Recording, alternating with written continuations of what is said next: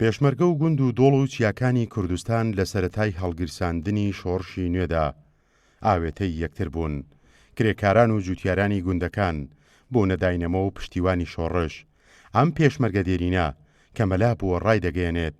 لەو کاتەدا ئێمەی پێشمەرگە بووینە کوڕی گوندنشینەکان و ئەوانیش جێگەی چۆڵی کەس و کارمانیان پڕ کردبووەوە. بۆیە ئەوان بێجگە لە پشت و پەنا بۆمان دایک و باوک و خوشک و براشمان بوون. ئێمەی پێشمەرگەی شۆڕشی نوێش کوڕ و گیان فیدایەکی بە ئەمەک بووین بۆ ئەو ناوچانەی لەژێر دەسەڵاتی پێشمەرگە بوون و بە هەموو تواناشمان خست بووە گەڕ تا خزمەتی خەڵکی پێ بکەین. عموم لە ساڵ 99 پێشمەرگە خزمەتکاری هاوڵاتی بوو، لەگەڵ هاوڵاتی ئاژیا خواردن و خەوی لەگەڵ ئەوا بوو.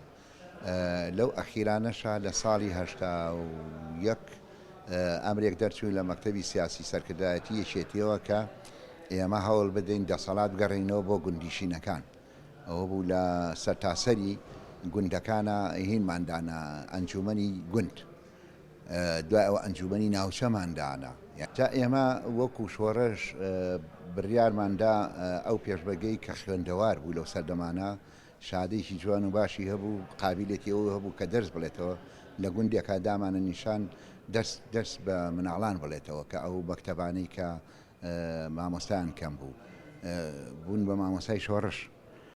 هەر لە سەرەتای هەڵگرساندنی شۆڕشی نوێدا ئەو پێشمەرگانەی لە بوارێکدا شارەزا بوون. یەکێتی نیشتیمانی کوردستان توانە ئەکادیمیەکانیانی خست بووە خزمەتی ئاوەدانی و بوژاندنەوەی گوندەکان. ئەم پێشمەرگە دێرینە مامۆستای خوێندنگە بووە پێش ئەوەی ببێتە پێشمەرگە. بۆیە دەڵێت لەگەڵ گەیشتنم بە کۆڕی خەباتی پێشمەرگایەتی بێزگە لە بەگشتدا چوونەوەی دوژمنەکانی کورد لە شاخ لە ڕێگەی بوارەکەی خۆمەوە خزمەتی گوندەکانمان کرد و فێری خوێندنمان دەکردن. خۆدەندی هەڵماری و بەرەو شاخەکان و دێهاتەکانی کوردستان ملیان ناوەک و پێشمەرگە چێکی شەرەفی و کوردایەتیان کردوتە شار. کۆمەڵێک لەوانە لەگەڵ ئەوە شاکە پێشمەرگە بوون دیسان کە باسی ڕۆشنبیری خەڵکەکانمان کرد. کۆمەڵێک لەمانە کە دەرچووی کۆلێج و پەیمانگەکان و ئەوانە بوون. ئەمانە شان بەشانی ئەوانە لە هەموو بوارەکانە لە بواری چیپێنن لە بواری تەندروستیە، لە بواری زمانە، لە باری مامۆستای، لە باری هەندەرسا برین ئەمانەیە لە هەموو بوارەکانە هەمان بووە. ئەمانە هەرێکی بەپێی خۆی بەپێی توانەکانی خۆی سوچێکی گرتووە. لێرەدا هێزی پێشمەرگە توانیوێتی وەکو حکومەتێکی پچکۆ لە شاخ دروست ببێ بە هەموو شێوەکانیەوە، چ لە مامۆستایان، چ لە ئەدیبان، چ لە دکتۆرەکان، چ لە ئەوانی کە خەریجی برین دەرچووی پەیمانگەکان، ئەمان توانێت ڕۆڵی خۆیان بێت. یەکێتی نیشتیمانی کوردستان لە سەردەمی خەباتی چەکداریدا پێشمەرگە و کادرەکانی خست بووە خزمەتی کۆمەڵانی خەڵکی کوردستان و گوند نشینەکان بە تایبەتی. یەکێتی وەک حیزبێکی مۆدێرنی سیاسی چەکدار هەوڵی بە دامەزراوەییکردنی شۆڕشەکەی داوە.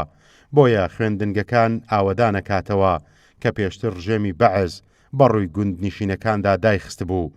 یەکێتی مامۆستای پێشمەرگەی بۆ دابینەکات ئەنجومەنی گوندەکان دادەمەزرێنێ، هەڵبژاردن دەکاتە بنەمای بەڕێوەبردن، بنکەی تەندروستی و نەخۆشخانەی شۆڕش دادەمەزرێنێ، تیپی مۆسیقا و شانۆ و یەکێتی مامۆستایان دەکاتە دیاری بۆ ئەو کەسانەی لەو بوارانەدا شارەزان و یەکێتی دەیەوێ لەو ڕێگەیەشەوە دەنگی دلێری شۆڕش و دەنگی ئازادی خوازان بخاتە خزمەتی کوردستانەوە. پێشڕۆ مەجید، گەلی کوردستان، سلێمانی.